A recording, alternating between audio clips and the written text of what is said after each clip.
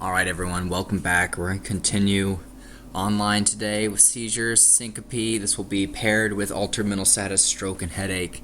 This is a quick, short one, and then after this, I'm going to go over a quick, like a review of all things neuro. It's going to be like another PowerPoint, but it'll be good practice for you to quiz your knowledge on what you retained and what you can focus on studying in the future.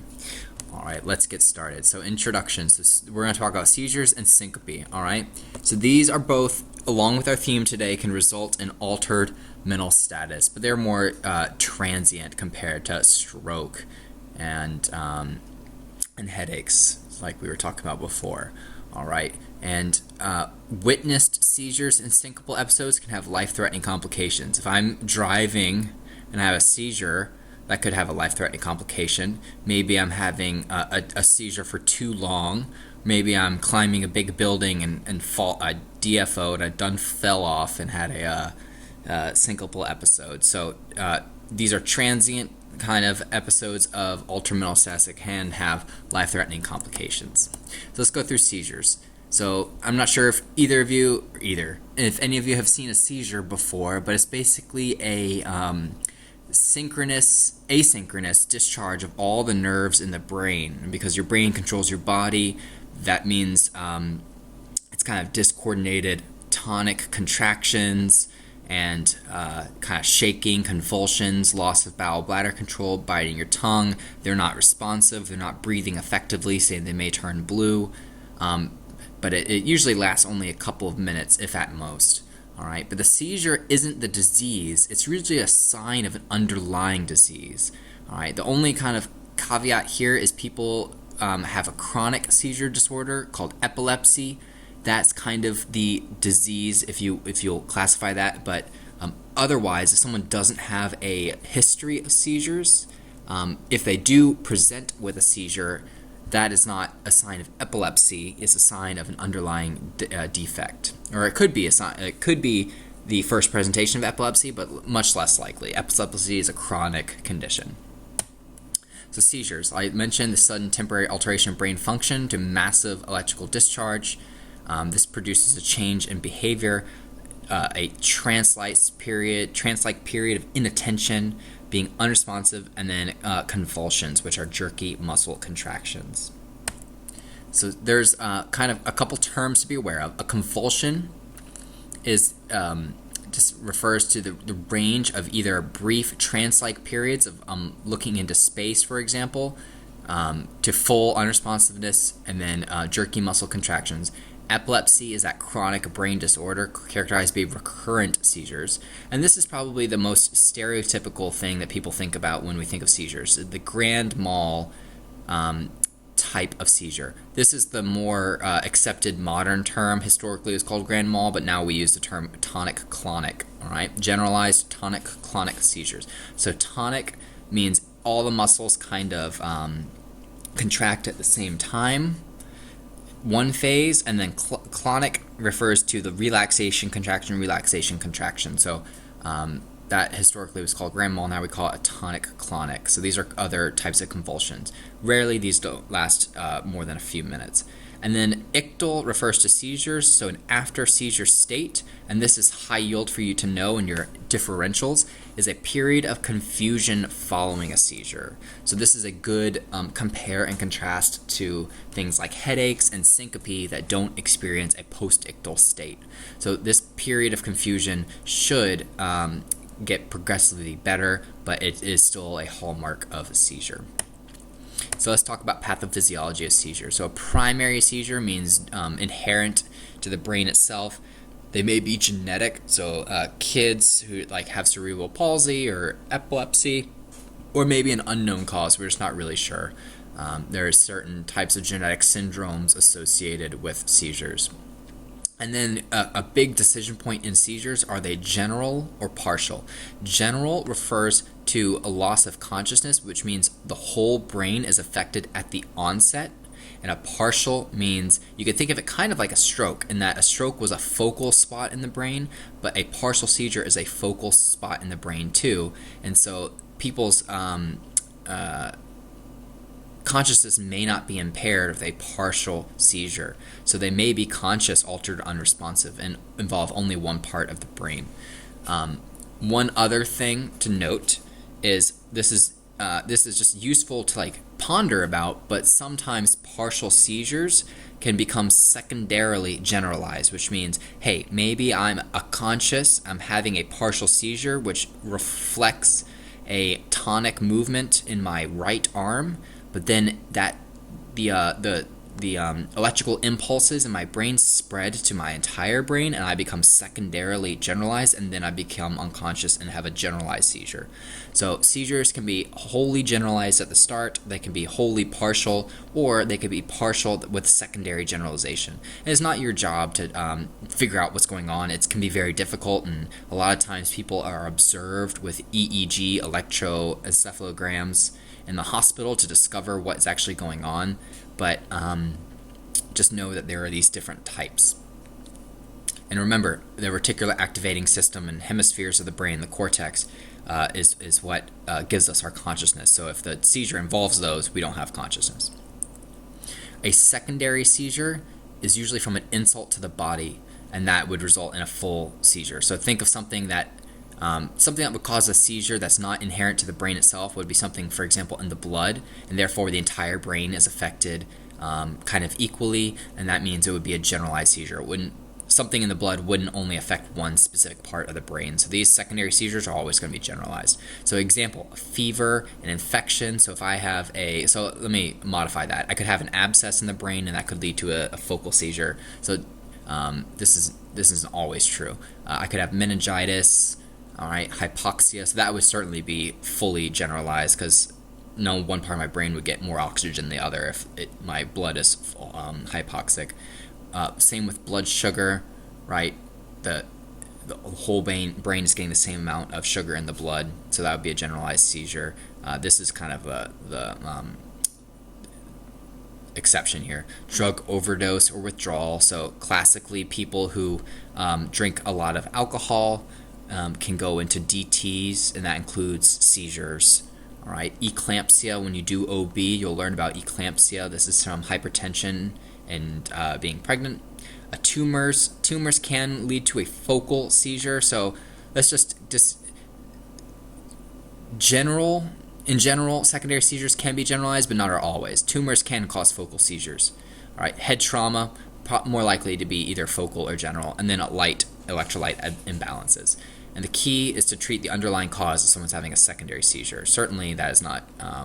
It's very difficult to do, and except for like blood sugar problems, eclampsia may be an EMS, drug withdrawal, drug OD.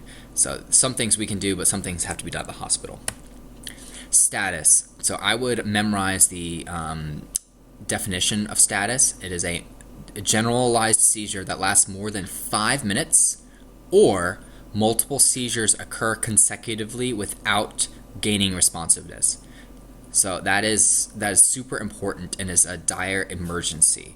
All right, so typically a typical seizure lasts under 5 minutes. If it persists, you have the risk of neurotoxicity from all the excitation. And neurons that fire and fire and fire and fire for a prolonged period of time can get excitotoxicity and die. So that's why that's a medical emergency. And if I have a seizure and then have a postictal state and have a recurrent seizure without fully regaining consciousness and coming out of a postictal state, I'm more prone to brain damage from a subsequent seizure. So if I don't get responsiveness, that is also called status. So a prolonged in time or multiple seizures without gaining responsiveness in between. I would memorize that. That's high yield. This is a dire emergency. You need to call ALS. ALS can give medications that can stop status. And as an EMT basic, we can't really do much. However, we can do airway management, positive pressure ventilation. So patients with prolonged seizures aren't effectively ventilating, and so we need to intervene with airway management and positive pressure ventilation. However, ALS can give drugs. Rapid transport to a hospital also. So some common causes of seizures: fever, hypoperfusion, and there's probably should be like more spaces between this. Is kind of confusing. High fever, shock, infection, hypoxia, poisonings, drink bleach or something like that. Strokes can cause seizures. Remember, damaged brain tissue is seizurogenic.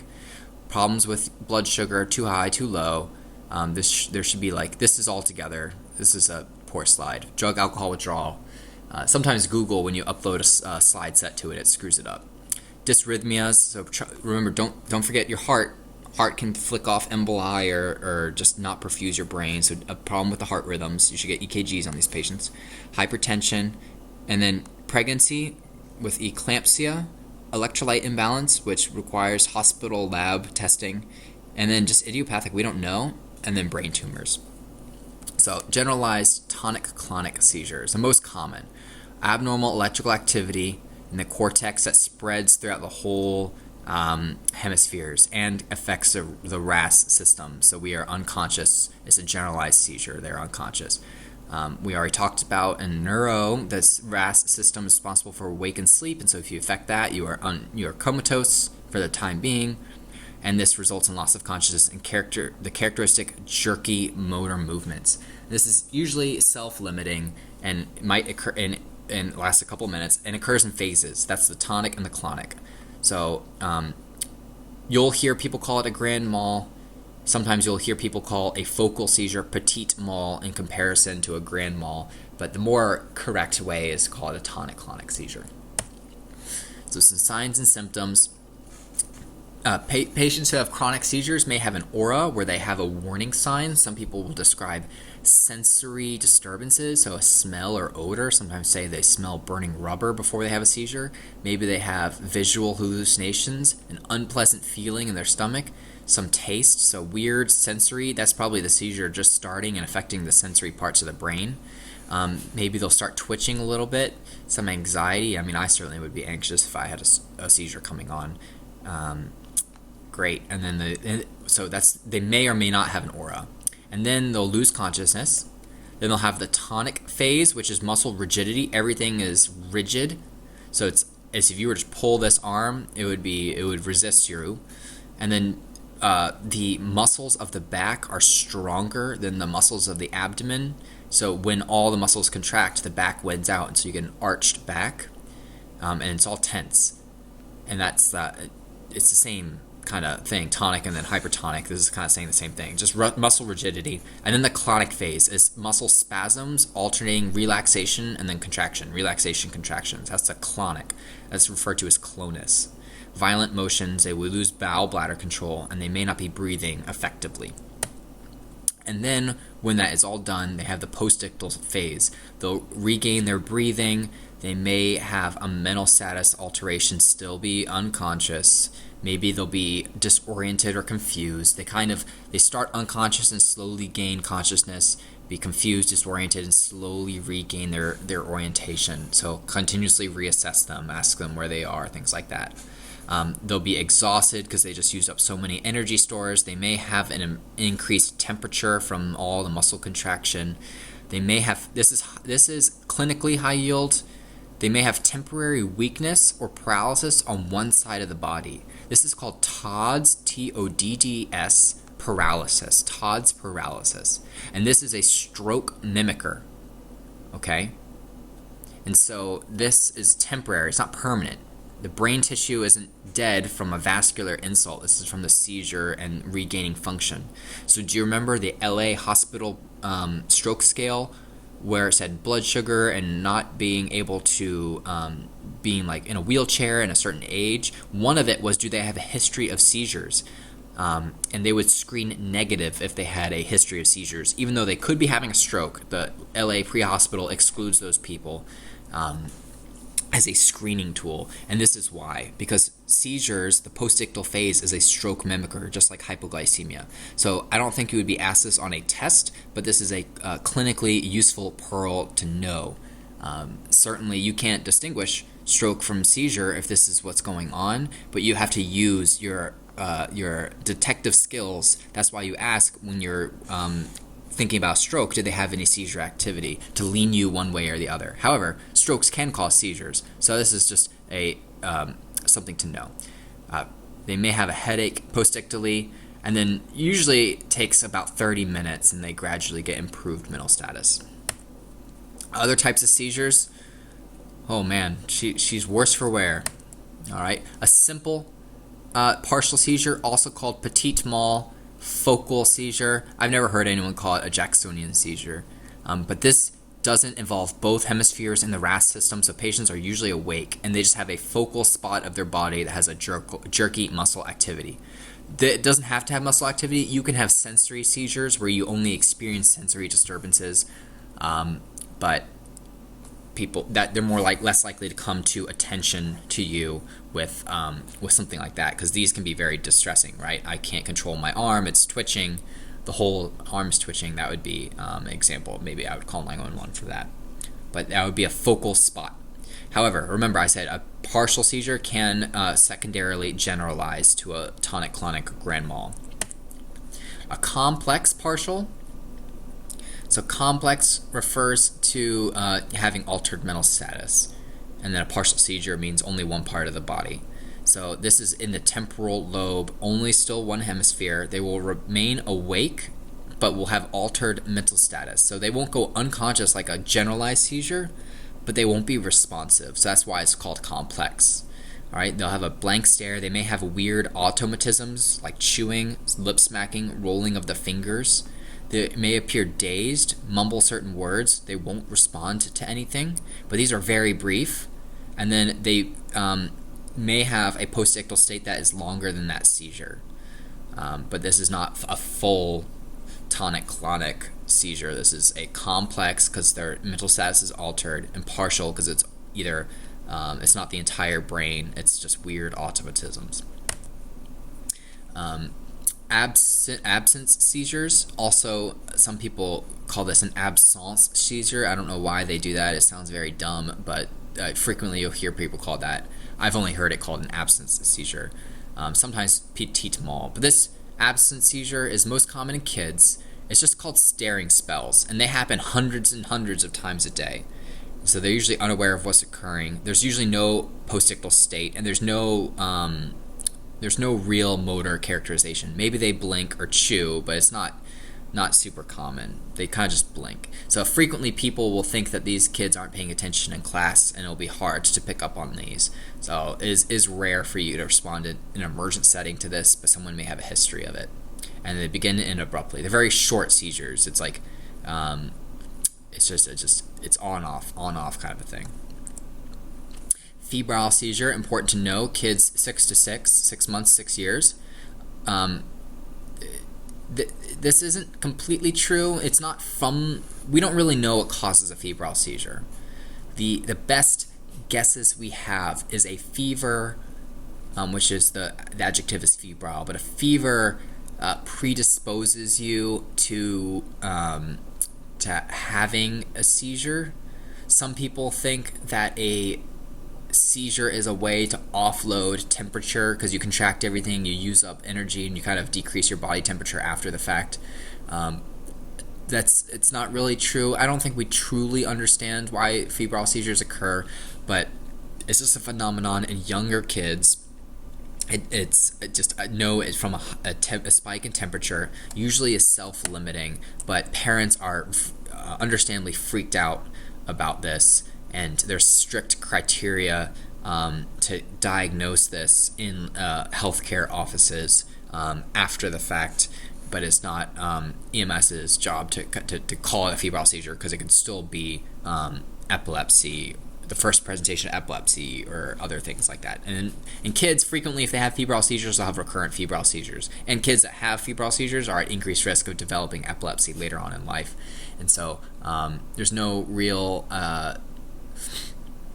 not real much EMS can do here except supportive care, go to a hospital, and then the diagnosis can be made later down the line. All right. So now let's walk up, scene size up. As with everyone, scene safety is important. For these patients, we don't stop the seizure. We don't jump on them and prevent them from moving, because that doesn't fix it. So the most important thing is to prevent further injury. So someone seizing, you let them seize. And that sounds kind of heartless and scary, but that's really the best treatment. If there's tables nearby, if they were sitting up in a chair having a seizure, they could injure themselves, or you trying to stop them could injure them. So you let them seize. If they're sitting up, move them onto the floor, move things out of the way so they don't hit things, prevent further injury, don't restrain them, all right? And then look, after the seizure is done, look for signs of injury that you can fix. Like if she was standing up and then fell over and had a seizure, she may have head trauma afterwards. So still do a physical exam on them after the seizure is done. Patients may refuse transport. Now, if someone's post-ictal and they're altered and they're not oriented, you can't refuse transport, right? That's not informed consent. They can't refuse transport. But once someone fully regains consciousness, especially if they have epilepsy, they may, and they like, a classic thing that happens is patients with epilepsy don't take their anti-seizure medicines. They have a seizure. They try to maybe hide. If they sense the aura coming on in public, they'll try to hide because they don't like it when EMS is called every time. And then when they wake up, they know that they had a seizure and they're like, oh man, I didn't take my medicine. Don't take me to the hospital, kind of thing. So they may refuse transport. Of course, anyone who wants to go to the hospital via EMS should go to the hospital. So they may not refuse transport, but just still consider that someone with a chronic seizure who had a typical seizure for them, although it seems scary around in public, the patient, if they have full capacity, can refuse transport. So primary assessment, as with everyone, MABOCs, they may be seizing when you get there. They may be unresponsive. Suctioning is important because they'll have secretions and crap. Maybe they vomited or something like that. Don't be putting OPAs or NPAs in if they are actively seizing. You can suction a little bit. Apply a non-rebreather, but if they seize, if they are in status, you need to support ventilations with a BVM. All right, but during a seizure, and this can be hard, and this is why you should carry a watch and time things so that you know if they're truly in status to support their ventilations. All right. These are high priority patients if they have seizures. If they're in status, they have consecutive seizures, so that's status.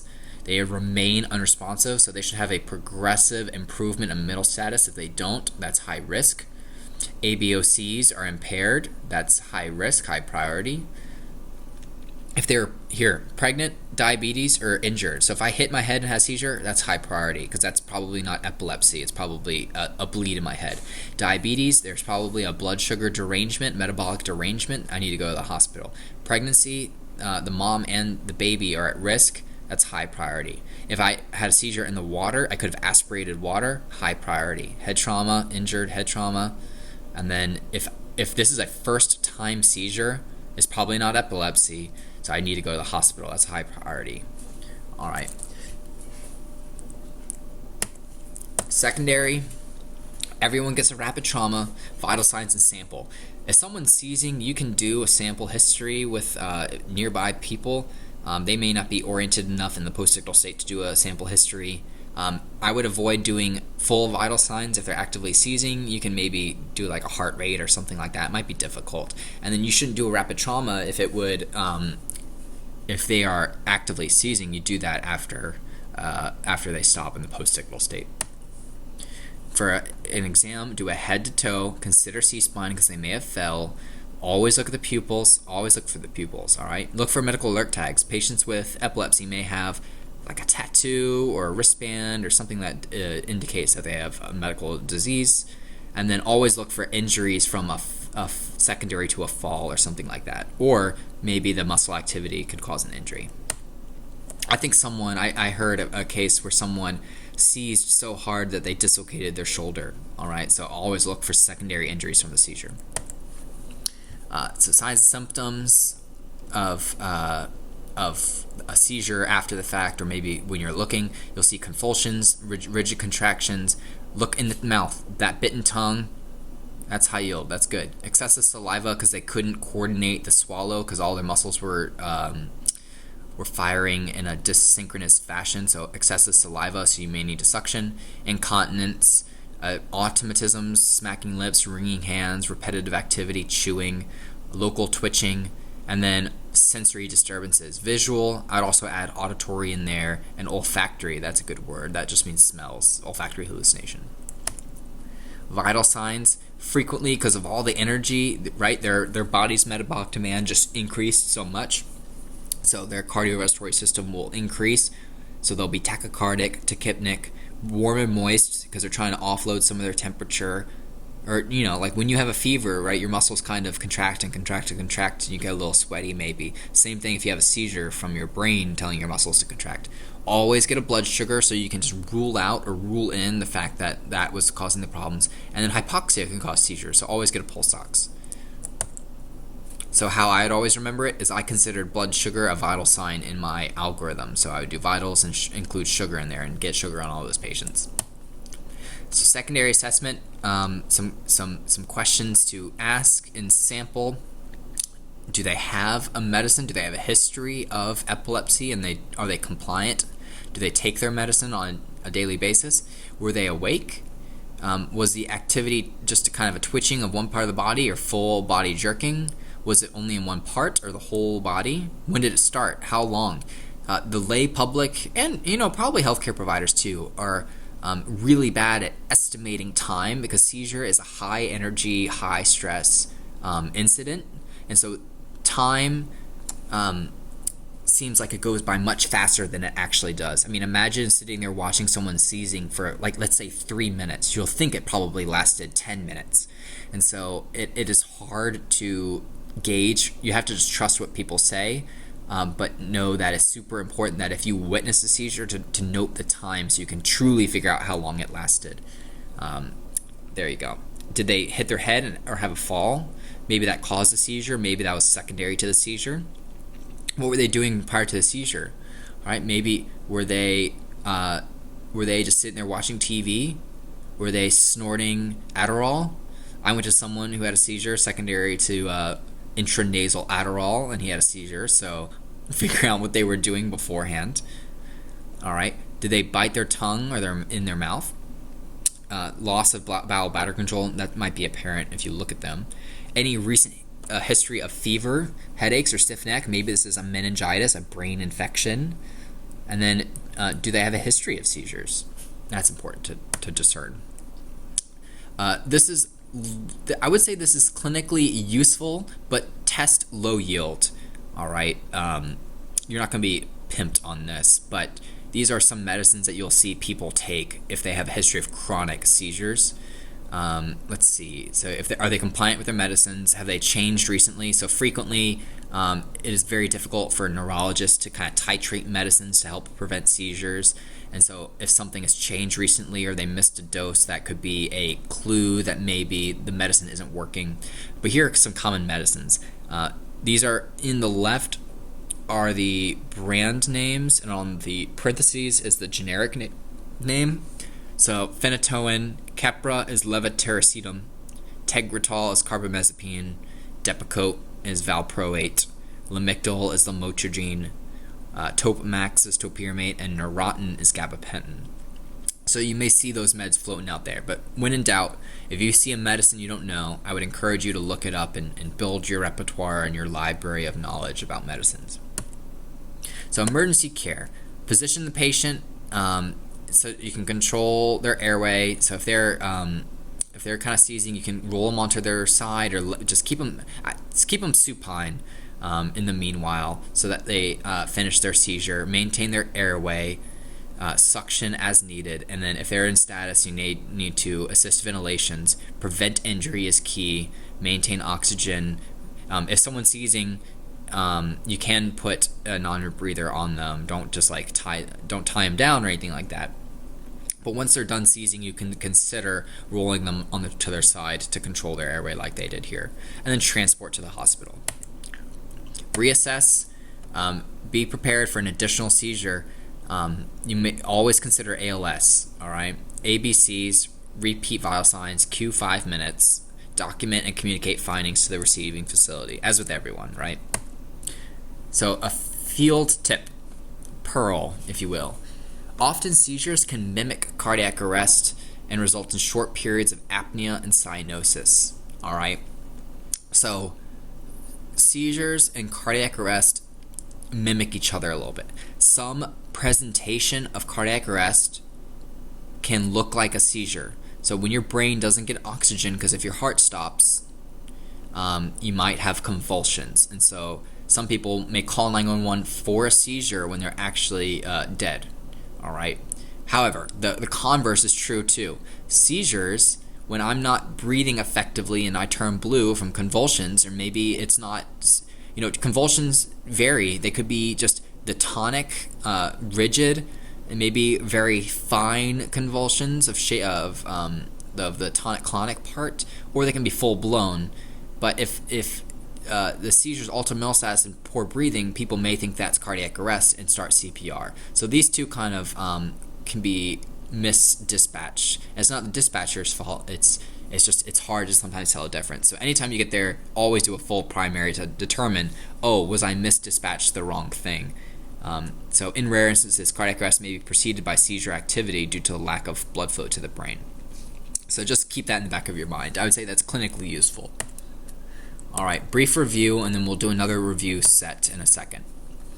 Actually, we have to do syncope. But what would you tell someone if you found them attempting to restrain a seizing person?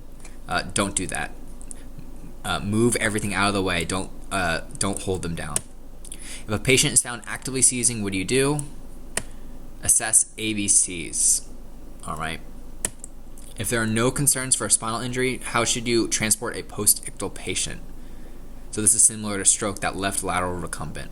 All right. What should you always ask when obtaining a medical history? Have they ever had a seizure before, maybe? Yep. Have they been taking their medicines? True, false. Patients who are confused after seizure are likely to have another seizure. That's false, because they're regaining some mental status, right? If they were comatose or unresponsive and now are confused, that is an improvement. Patients who remain unresponsive completely are at risk for another seizure. What equipment should you be prepared to use on a seizing patient? I would say suction, maybe a backboard to move them once they're done seizing. Suction, there we go, okay. What do you want to know about a patient's meds? I want to know, did it change recently, and are they compliant? Yep. What are the 3 signs and symptoms suggestive of a seizure?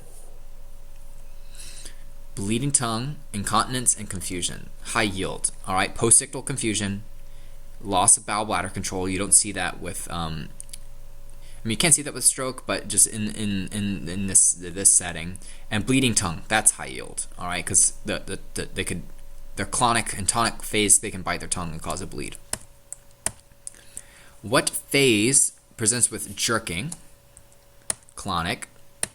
What phase is rigidity? That's the tonic. All right. Some patients with seizures have a strange hallucination just prior. What's that called? That is called an aura. True, false. Patients should remember having a seizure when they come around. That is frequently false, right? They don't remember that because of the altered mental status component of the seizure. The confused period following a seizure is called a post-ictal state. Does it last hours? No. So that's false, but how long does it usually last? At most 30 minutes, all right? The distinction between a general seizure and status. High yield, all right? You burn this into your brain. 5 minutes, more than 5 minutes, or no lucid interval between seizures. The post-ictal state doesn't improve. What can happen to a patient who's in status? They could die, all right? Permanent brain damage, and we want to prevent that. Why is it critical to assess airway and breathing in a seizing patient? Because seizure can cause breathing cessation and paralysis.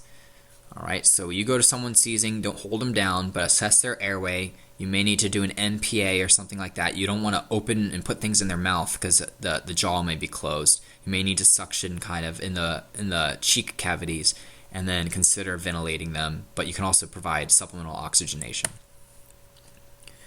If you arrive on scene and they're seizing, what do you want to ask first? Scene safety. How long have they been seizing? All right. Right, 5 minutes, 12 hours. You got to figure that out. What should you do if they're in status and not breathing? Ventilate them. All right. What causes a seizure? A variety of things, right? Toxic, metabolic, trauma. Oh, okay. Well, this is the unifying cause. Multiple things cause it, but what is a seizure is the uncoordinated electrical discharge. Primary causes: seizure disorder, fever, drugs, tumors, poisonings, sugars, alcohol withdrawal, eclampsia, lights, dysrhythmias, whole bunch. Why are pregnant patients at high priority?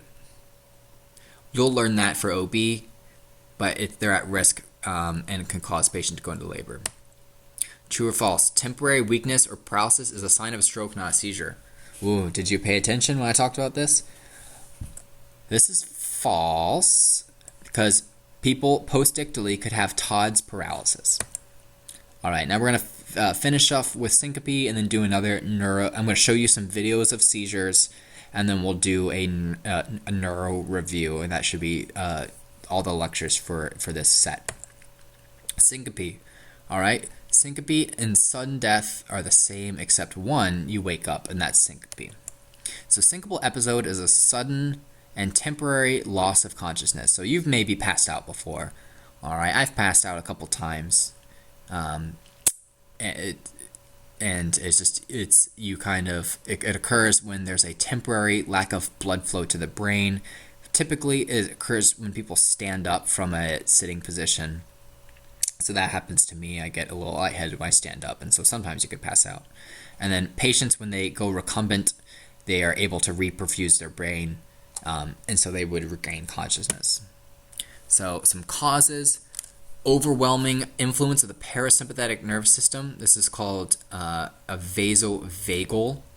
So vaso, blood vessels, vagal, parasympathetic nervous system, the vagus nerve. Fight or flight. Remember, if I want to run from a bear, I want my blood pressure to be high so I can perfuse my organs.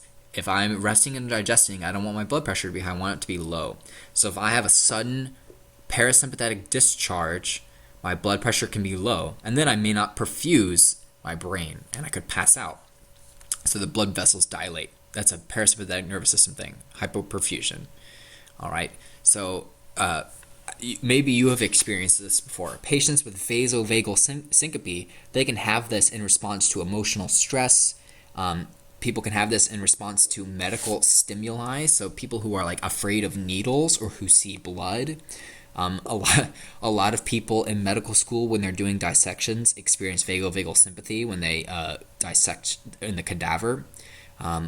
Classically, med students pass out in the ORs when they're doing surgery because it's just of all the stimulation of the body.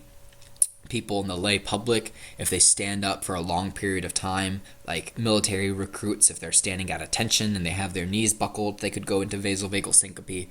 So this is pretty common. But this is only one cause of passing out, is the vasovagal. Some people, when you use the bathroom to have a bowel movement, that stimulates your parasympathetic nervous system, and so some people can actually pass out on the toilet. I think that's how Elvis died, right? He had a lot of respiratory depressants on board, and then he was probably straining to use the toilet, and that just tipped him over the edge with that parasympathetic tone. All right, so frequently elderly patients whose nervous system is not in tip-top shape can have vasovagal episodes on the toilet. So syncopal episodes, they may have that lightheadedness feeling, a little dizzy, nausea, yawning, sweating. They may feel a rush of warmth, and then everything starts to become dark. All right. However, syncopal episodes can be caused by cardiac rhythm disturbances. So that is super important because most causes of syncope are benign, but syncope can be a presentation of something more insidious. And it is important not to write off syncope because you could have a potential fatal miss if you don't work up these patients.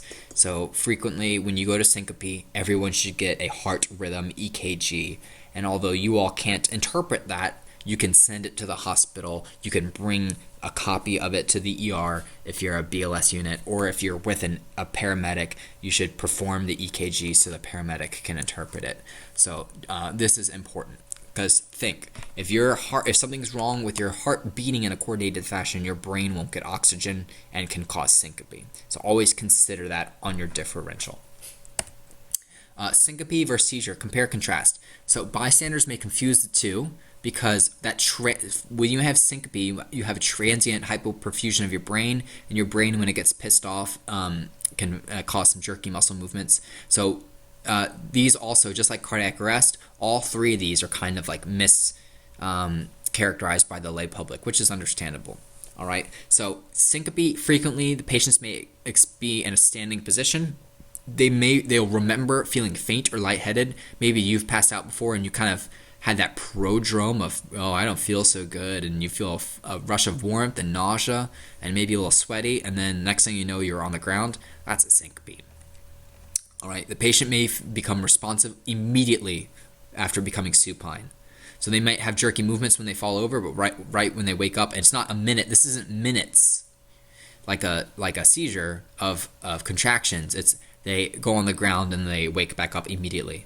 And then they may have pale, moist skin instead of the red skin of all the muscle contractions from a seizure.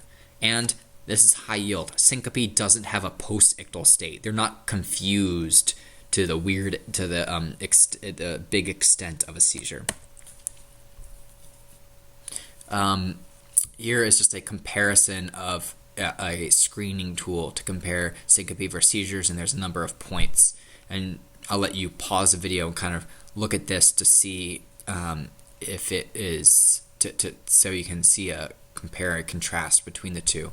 And it says if you have more than one, it's more likely a seizure. So that tongue cutting, that's 2 points right there. Lightheaded spells, that's more likely to be syncope. So I'll let you kind of peruse that. So emergency care for syncope, supine to prevent. Don't someone passes out from standing too long, don't stand and back up. Oxygen. You don't have to do a non-rebreather at 15. It depends on what their sats are. You can do a nasal cannula, but consider supplemental oxygen. If they hit their head, consider immobilization, and advise the patient to seek medical attention. So sometimes, frequently, I mean, this is common. People will pass out for whatever reason, and then a bystander will call 911, and it can be pretty embarrassing, especially if you're in public and you weren't the one to summon EMS, and then you get there and they feel better. They may refuse transport, but you should always advise these patients to seek medical attention either at the ER right now because you're there, or if they refuse that, to go follow up with their main doctor, because it could be a sign of an insidious injury. So I remember one time I was out in public when I was an EMT, when I was taking this class, and someone just gave blood, and they were probably a little dehydrated, and they came to the coffee shop I was in, and they passed out. And the manager called 911. I was kind of talking to him. I held his head because he hit his head. And when EMS got there, he refused transport, but because he is able to, he's an adult. But they were telling him that it could be something more serious. They did an EKG, checked his sugar, checked his blood pressure. They did all the normal things you should be doing. But it's still important that that person gets follow-up either at the ER with EMS, travel to the hospital, or with their main doctor, just to make sure. All right, another review for syncope. It's always benign. That is false. It could be a sign of a cardiac problem, especially in older patients. True. All right. So a person with a syncopal episode is only out for a few seconds. That's true, right? A post-ictal state would be that being out for minutes after a seizure. They're usually quite confused. No. Right? They come around pretty much instantaneously. What's the physiologic cause of syncope?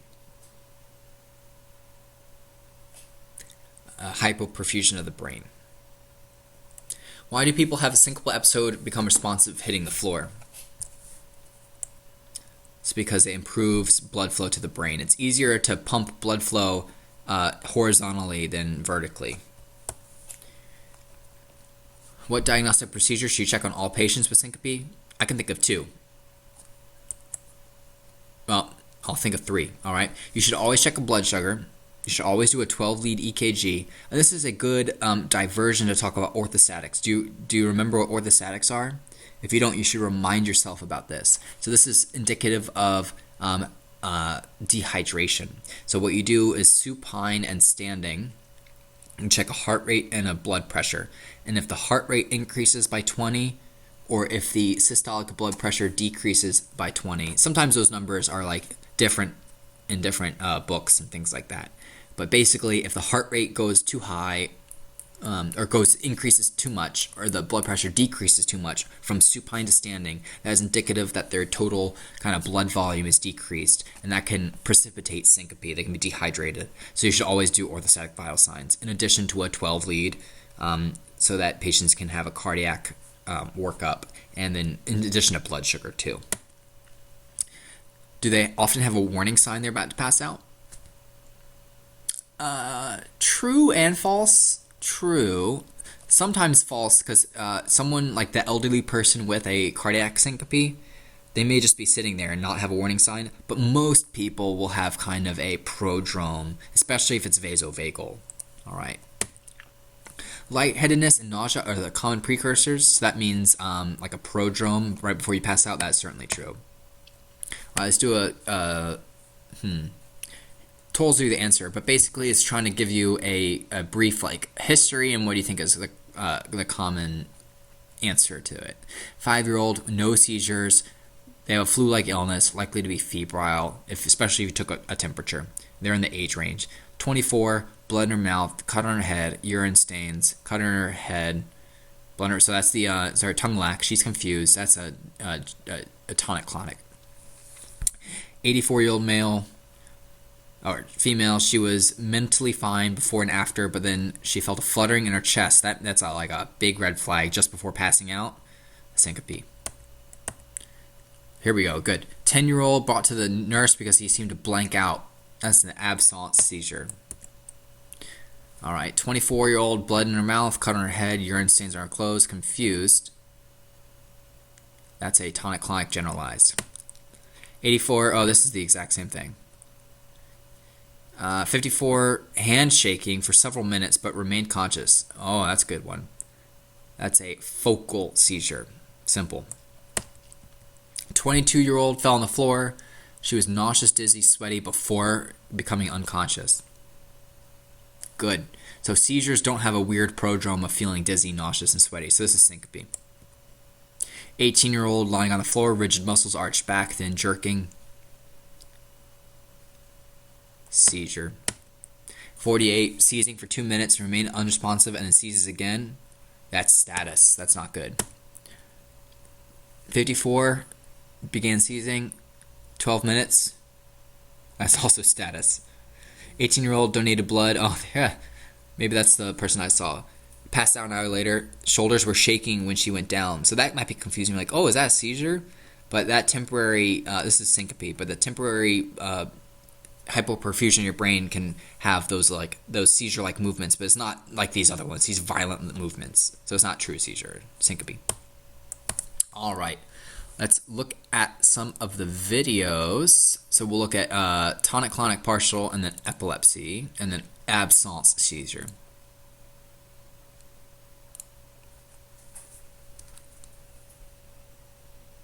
The seizures most people think of when they hear the word epilepsy are generalized tonic-clonic seizures, often called grand mal.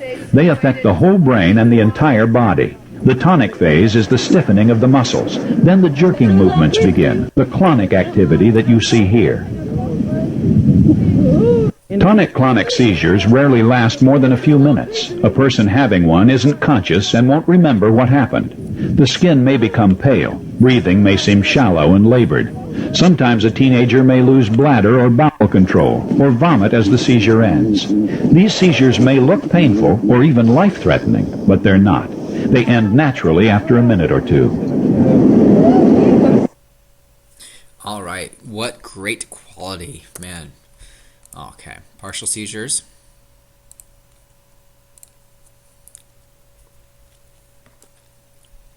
This young man is having a complex partial seizure, and his consciousness is impaired. These seizures are the most common form of epilepsy in teenagers and adults. You want me to call him like we usually do? Kevin?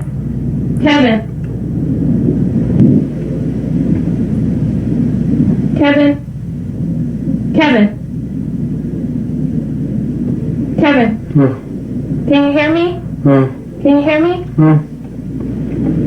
Complex partial seizures may create a variety of automatic movements or behaviors, such as this young woman is having. She cannot control these movements, nor is she aware of them. The movements of her hands are automatic. They look like deliberate movements, but they're not. They're part of the seizure. Her awareness of her surroundings is clouded. They may seem to be sort of vacant, staring away, and then they begin moving around, perhaps picking at clothes, wandering rather vacantly, sometimes pushing people away because they're essentially in a rather confused kind of a state. Complex partial seizures last only a minute or two, though the teenager may feel confused for a while afterward. It's easy to mistake them for behavior problems. If restrained abruptly, the adolescent may strike out in a reflex action, which may look like fighting. All right, so you can see those were, that would be pretty hard to pick up, but so always consider that on your differential as well. Now, epilepsy, a chronic condition. Epilepsy is a brain disorder involving repeated seizures of any type. Seizures are episodes of disturbed brain function that cause changes in attention and/or behavior. They are caused by abnormal electrical excitation in the brain. EEGs and brain scans are common diagnostic tests for epilepsy. Anything that disturbs the normal pattern of neuron activity, from illness to brain damage to abnormal brain development, can lead to seizures. Seizure disorders affect about 0.5% of the population.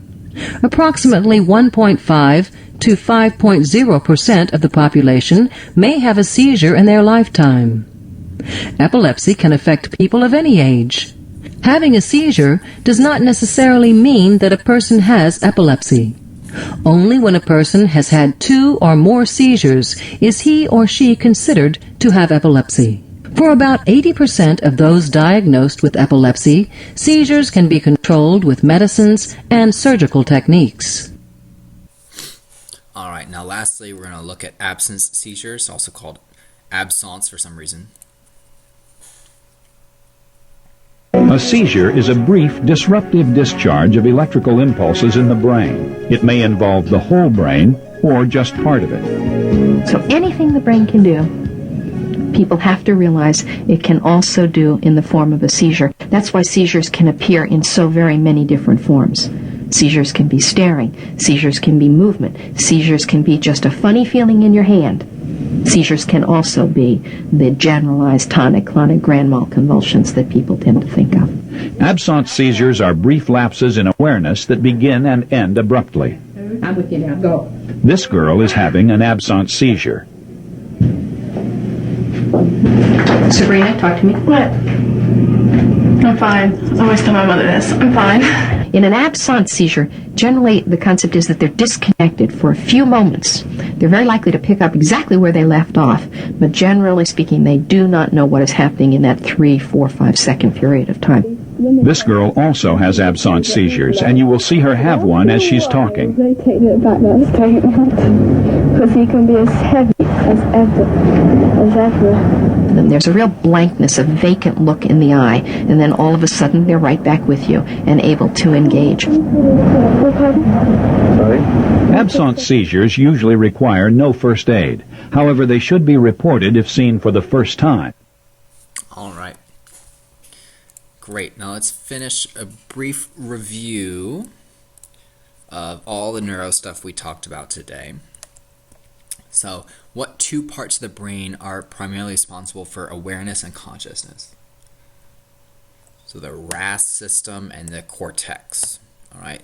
What's the process by which brain regulates blood flow? Oh, I don't know if we talked about this one. Cerebral autoregulation. So that just means the brain regulates blood flow. What 2 factors affect blood flow through the brain? Oh my. This is important. We didn't talk about this specifically, but maybe you talked about in trauma. So the intracranial pressure and then the mean arterial pressure. All right. Which degenerative disorder can result in the destruction of myelin coat of neurons? I don't think we talked about any of this. This is multiple sclerosis. Oh my lord. Which degenerative disorder can result in tremor, motor dysfunction, and speech difficulty? I'm wondering if this is getting at like Huntington's or a seizure, stroke. You can do anything. Parkinson's. Oh Jesus. Okay. Yeah, Parkinson's. Golly. Okay. AEIOU tips. Okay, so this is just going to be a learning opportunity. It's not necessarily quiz your knowledge, because I guess some of the stuff is in your book maybe too. So AEIOU tips is an acronym of causes of mental status. All right, and it stands for alcohol, epilepsy. Sorry, it's a acronym for mental status, for altered mental status causes: alcohol, epilepsy, infection, overdose, uremia, so that's kidney failure, T, trauma, I, insulin, so blood sugar problems, psychosis, shocks, and stroke. All right. A patient with moderate to severe head trauma will typically present with these deficits: coma, focal deficits. Maybe, maybe not, it depends. 2 primary causes of coma: structural and metabolic. So that's good. Yeah, so something that we talked about, this is the thing in the brain itself. Metabolic things in the blood can cause coma as well. What is a common focal deficit seen in structural induced coma but not seen in metabolic causes? A common deficit seen in a structural but not in metabolic. I'll let you ponder this one. Abnormal pupils. All right. Good. Degenerative disorder causes sensory nerves to not function but not affect motor nerves. Degenerative disorder. Sensory. Multiple sclerosis. That's not true. That's not true. So disregard. Golly. With treatment, the cause of epilepsy can be determined and cured. That's true. What? My God. We can frequently... cured. All right, yeah. It can only be managed. So sometimes epilepsy is just an idiopathic problem, and we can manage it so they don't have seizures anymore with treatment, but we don't cure it. I guess that's what it's trying to say. A seizure with no demonstrable cause is called idiopathic. Seizures that have an underlying cause, such as infection, tumor, and fever, are they primary or secondary? Secondary. Now we're getting into some more familiar territory. What's the confusion period after a seizure? Postictal. Management for a seizing patient after it stops? ABCs. What do you want to know about their meds? Do they take them? Do they change? 3 key signs and symptoms of a seizure: unresponsiveness, rigidity, tongue biting, bowel bladder dysfunction, all that stuff. Yeah, confusion. What phase is jerking? I think these are repeated from one of the PowerPoints. But that is the clonic. That is the tonic. Strange aura. A tonic-clonic is also called grand mal.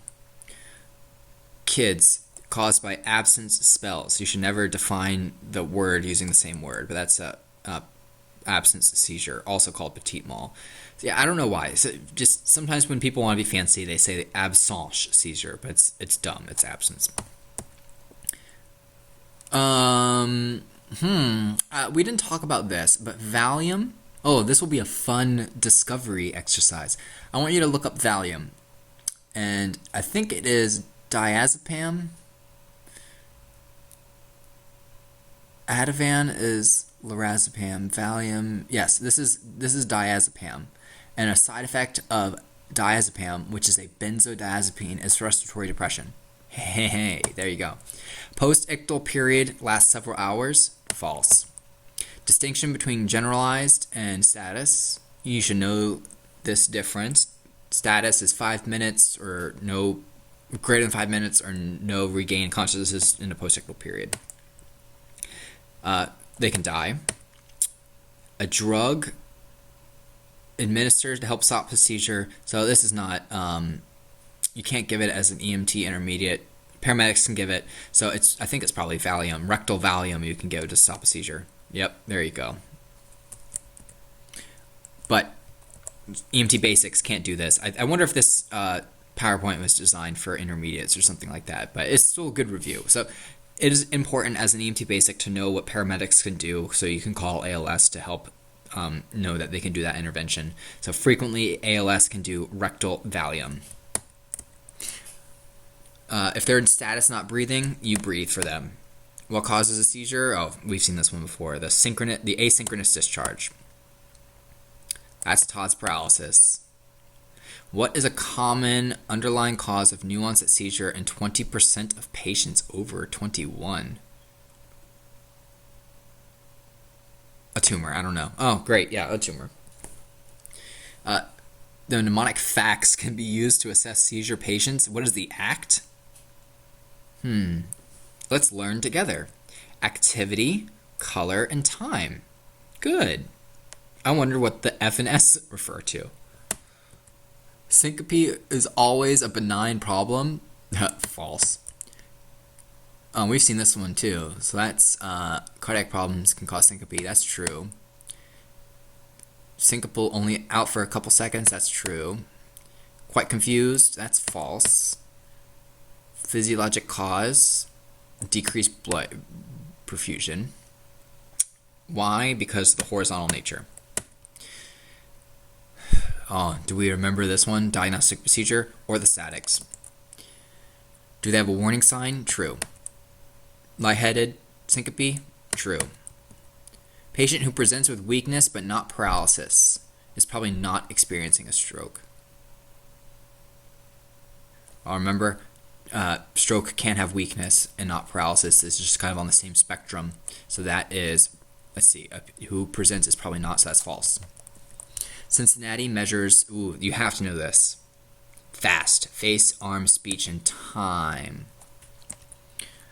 How would you assess a patient with speech problems? Do you remember the sentence we use? I mean, you can use your own sentence, but the classic sentence is you can't teach an old dog new tricks.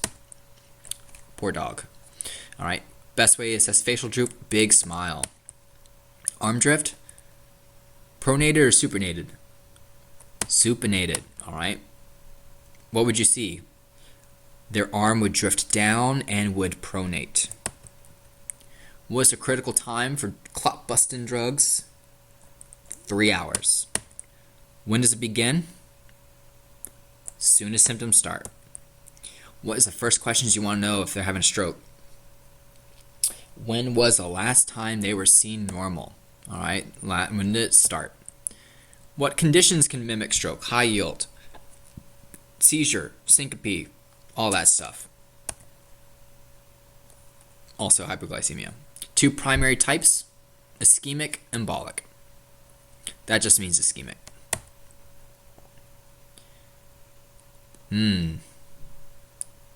Remember, if I'm bleeding to my brain, kind of Cushing's, high blood pressure. Patient must exhibit all 3 signs. That's false. Weakness and confusion that resolves. TIA. True. No, right? Hemorrhagic, you can cause them to bleed more. Bad. So, that's false. How soon after the onset administered? 3 hours. Best position for a stroke patient. Remember, we are talking about protecting their airway, problems with their throat muscles, left lateral recumbent. Symptoms of a TIA resolve how frequently? 15, 20, could be 24 hours. a stroke probably has occurred on what side. So if I have right-sided weakness, I have a left-sided brain problem. A patient presents sudden onset awful headache. Sudden onset awful headache, probably hemorrhagic because they're bleeding. 6 a.m. upon awakening. Can they get fibrinolytics? Nope. What causes a bleed? A bleed. What causes a ischemic stroke? A clot. And we did this already. Yep. All right. I will see you all next time.